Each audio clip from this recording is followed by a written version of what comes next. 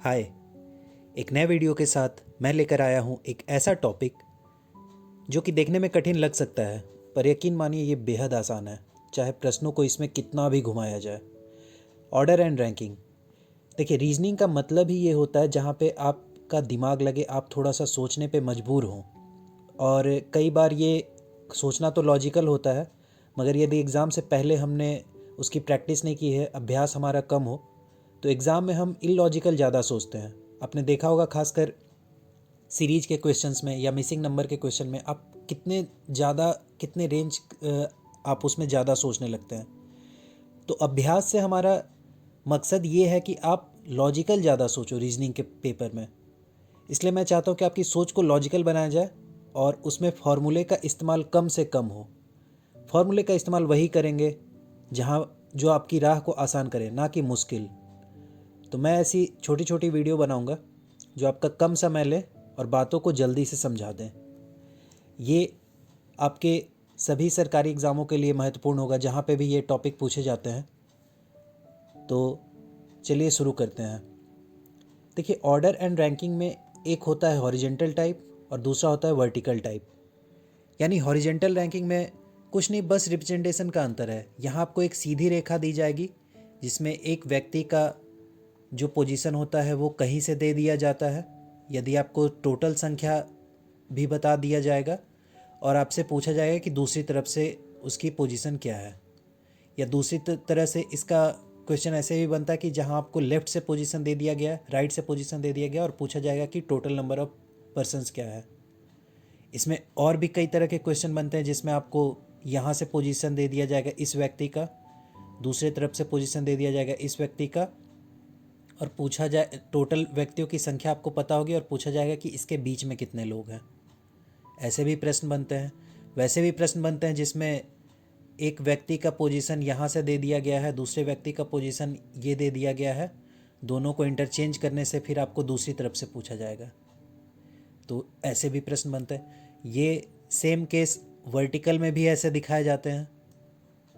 तो कुछ अंतर नहीं है दोनों में, बस रिप्रेजेंटेशन का अंतर होता है। तो हम चाहेंगे कि लॉजिकल वे में सोचें और इन प्रश्नों को आसानी से हल करें। आगे हम देखते हैं कि इनमें फार्मूले आज तक क्या क्या यूज हुए हैं। इन सब फार्मूलों से हम काफ़ी वाकिफ़ हैं, जहाँ पे टोटल नंबर ऑफ पोजीशन एक साइड से आपको दे दिया जाता है और पूछा जाता है, और आपको टोटल व्यक्तियों की संख्या भी पता होती है, तो पूछा जाता है कि दूसरे तरफ से उनकी संख्या क्या है, जो भी मैंने ऊपर डिस्कस किया था। ये इस तरह से फार्मूला होता है जहाँ टोटल +1 और minus position from other and करते हैं तो हमें दूसरे एंड से व्यक्तियों की संख्या मिलती है। जैसे मैं अगर एग्जांपल के रूप में दूं, जहां आपको इधर से मान लीजिए पोजीशन 15 दे दिया गया है लेफ्ट हैंड से, और कुल व्यक्तियों की संख्या अगर आपको यहाँ पे दे दी गई है, मान लीजिए 31 दे दी गई है, तो आपसे मान लीजिए 30 दी गई है संख्या, तो आपसे पूछा जाएगा कि इस एंड से इसका पोजीशन क्या है इस व्यक्ति का। तो हमें फार्मूले से तो पता है कि सीधा 31 माइनस 15 करते हैं, जो कि हमारा आ जाता है 16। तो इस व्यक्ति का पोजीशन हो जाएगा यहाँ से 16 राइट हैंड से। सिमिलरली हमें अगर पता है कि यहाँ से 15 है वो व्यक्ति का पोजीशन, दूसरे एंड से इस व्यक्ति का पोजीशन 16 है, तो कुल व्यक्तियों की संख्या निकालनी है। तो हमें पता चल गया 15 + 16 जो कि होता है 31, जिसमें से एक कम कर देते हैं तो हमें कुल व्यक्तियों की संख्या मिल जाती है। ये तो हो गया फॉर्मूले की बात। सिमिलरली ये फार्मूला हम लोग वर्टिकल लाइन में भी यूज करते हैं। कुछ अंतर नहीं है दोनों में, बस एक रिप्रेजेंटेशन का अंतर होता है। तो हम देखते हैं कि इस फार्मूले को अभी हम लोग इस्तेमाल नहीं करेंगे और हम लोग इसे लॉजिक से समझने की कोशिश करेंगे कि आखिर ये फार्मूला होता क्या है, और जड़ तक जाएंगे ताकि हमें कोई भी कन्फ्यूजन ना रहे, और ढेर सारे क्वेश्चनों का अभ्यास करेंगे ताकि इस टॉपिक से हमारे सारे डाउट्स क्लियर हो जाएं और हम कितने भी घुमाकर क्वेश्चन दिया जाए तो हम उसमें फंसे नहीं। तो लॉजिक आखिर है क्या?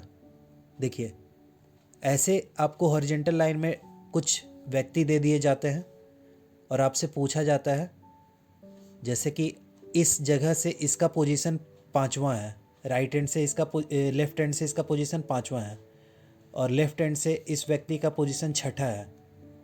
तो हमने देखा कि ये व्यक्ति 2 बार काउंट हो जा रहा है, एक बार लेफ्ट से एक बार राइट से। तो जब हम लोग कुल व्यक्तियों की संख्या निकालेंगे तो 6 + 5 11 हो जाता है। यहाँ से ये 5th था, यहाँ से ये 6th था, 6 + 5 11 हो जाएगा। तो कुल व्यक्तियों की संख्या हमने चूँकि 2 बार काउंट कर लिया है मिडिल पर्सन को, जिस व्यक्ति का पोजीशन दिया गया है, तो उसमें से हम लोग 1 कम कर देंगे और 10 हो जाएंगे। तो मेरा कहने का सीधा सा मतलब है, हम इसे एक नंबर लाइन से रिप्रेजेंट करते हैं हमेशा। नंबर लाइन से रिप्रेजेंट करने का फ़ायदा बस ये है कि हमें ये चीज़ एक नंबर के फॉर्म में दिखने लगेगा। ये पोजीशन, ये जितने भी हमें कंफ्यूज करने के लिए होते हैं कि यहाँ से इसका पोजीशन दिया गया है, यहाँ से इसका पोजीशन दिया गया है, नंबर लाइन पे आपको साफ साफ रिप्रेजेंटेशन होगा, जहाँ पे सीधा सा उसमें एक लॉजिक है कि कुल व्यक्तियों की संख्या यानी टोटल नंबर ऑफ पर्सन जो होगी वो होगी ये जो जितने भी डिस्टेंस हैं, जैसे कि ये डिस्टेंस, इसको मैं बोल रहा हूँ कि ये जो इसकी लंबाई है इसकी डिस्टेंस से 1 कम होगी। मैं चाहता नहीं कि आप इसे फॉर्मूले के रूप में समझो, मैं भी बस लिख दिया हूँ, लेकिन मेरा कहने का मतलब है डिस्टेंस यहाँ पे क्या होगा, यानी ये जो डिस्टेंस है यानी कुल व्यक्तियों की संख्या से 1 ज़्यादा इस फॉर्मूले के अकॉर्डिंग, या अब हम बस लॉजिक पे बात करेंगे तो यहाँ पे जो कुल व्यक्तियों की संख्या है वो दूरी से 1 कम होगी।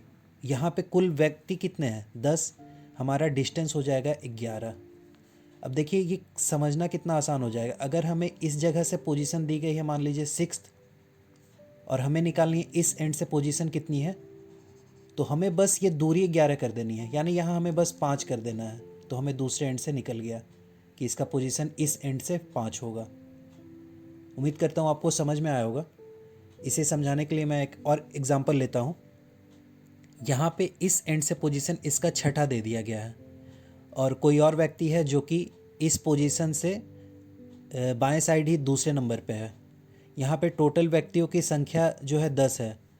तो मैंने बताया कि जब नंबर लाइन पे रिप्रेजेंट करते हैं तो जो संख्या होती है व्यक्तियों की जो दूरी होती है वो व्यक्तियों की संख्या से 1 ज़्यादा हो जाती है। तो यहाँ टोटल 11 हो जाएगा। 6 2 8 हमें वैसे ही दिख रहा, तो इस एंड से इसका पोजीशन क्या होगा, सीधा सा बात है, हमें बस इसे जोड़ करके 11 कर देना है, यानी 6 2 8 और 3 11। तो इस एंड से इसका पोजीशन 3rd होगा। तो देखिए पोजीशंस को जब हम लोग इस तरह से नंबर लाइन पर रिप्रेजेंट करते हैं तो यहाँ हमें एडिशन का जो काम करना होता है, ये एडिशन हमारे लिए करना काफ़ी आसान हो जाता है। देखिए जोड़ने और घटाने में जो फास्ट प्रोसेस है वो है जोड़ना ही। तो नंबर लाइन का जब हम लोग ऐसा रिप्रेजेंटेशन कर देते हैं तो हमारे लिए जोड़ना काफ़ी आसान हो जाता है, हमें देखना भी काफ़ी आसान हो जाता है और हम फॉर्मूले पे डिपेंड नहीं रहते हैं। तो मैं अभी इस वीडियो को ख़त्म करता हूँ। इसके मैं ढेर सारे वीडियो छोटे छोटे फॉर्मेट में लेता आऊँगा ताकि आपके कोई भी डाउट्स ना बचे और आप इसे आसानी से सीख जाओ। धन्यवाद।